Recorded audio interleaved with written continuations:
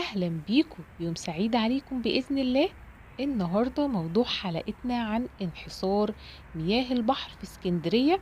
الناس كلها بتتكلم من يومين عن انحسار مياه البحر. زي ما حضراتكم شايفين قلنا لأ، لازم ننزل نصور لكم ونشوف الأجواء مع بعض عاملة ازاي. بس ما تنسوش تدعموني بالاشتراك في القناة لأن القناة لسه صغيرة.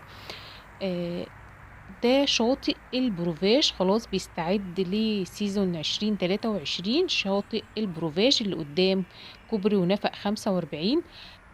طبعا زي ما حضراتكم لاحظين فعلا في تراجع في مية البحر.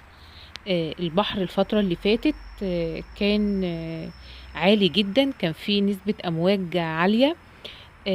من يومين بالظبط حالة البحر الله أعلم إيه اللي فيه. حاجة لا يعلمها إلا الله. ودي كلها ظواهر طبيعية محدش يعرف هي بتحصل ليه ولا بتحصل فين ولا ايه اسبابها. آه، انتقلت معاكم لشواطئ سيدي بشر علشان نشوف برضو الاجواء عاملة ازاي هناك. طبعا احنا تابعنا مع بعض الفترة اللي فاتت شواطئ سيدي بشر واللي كان بيحصل في شواطئ سيدي بشر من النحر اللي كان بيحصل من ارتفاع الامواج. سبحان الخالق يعني. دوام الحال يعني. امبارح كان في حال والنهارده الجو في حال تاني خالص. حضراتكم شايفين طبعا تراجع كمية المياه. الناس بتقول عشان خاطر زلزال اللي ضرب تركيا وسوريا. في ناس بتقول ده ظاهرة مد وجزر. في ناس بتقول علشان خاطر ده تسونامي. بس الله أعلم ايه اللي بيحصل. احنا بس ما علينا إلا نقول ربنا يحفظ يا رب مصر كلها، ويحفظ مصر واسكندرية وشعب اسكندرية وشواطئ اسكندرية. الجو النهاردة كان في نسبة غيوم عالية. طبعا احنا في نوة الشمس الصغرى. آه، الجو زي ما حضراتكم شايفين شوية غيوم وشوية ضباب وشوية شمس. دي ظهور الجلاشين طبعا على شواطئ سيدي بشر عشان بيدوروا على المشغولات المفقودة من المصيفين من الصيف اللي فات.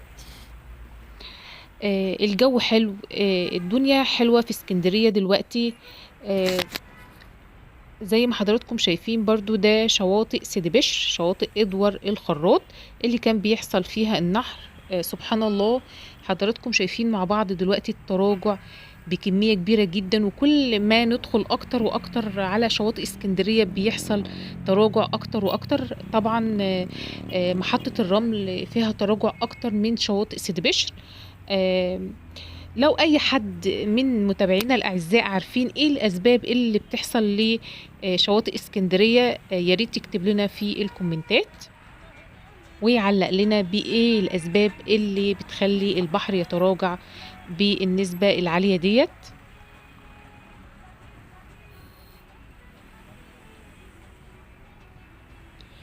احنا ما نقدرش نقول الا الله حافظ لاسكندرية واهلها.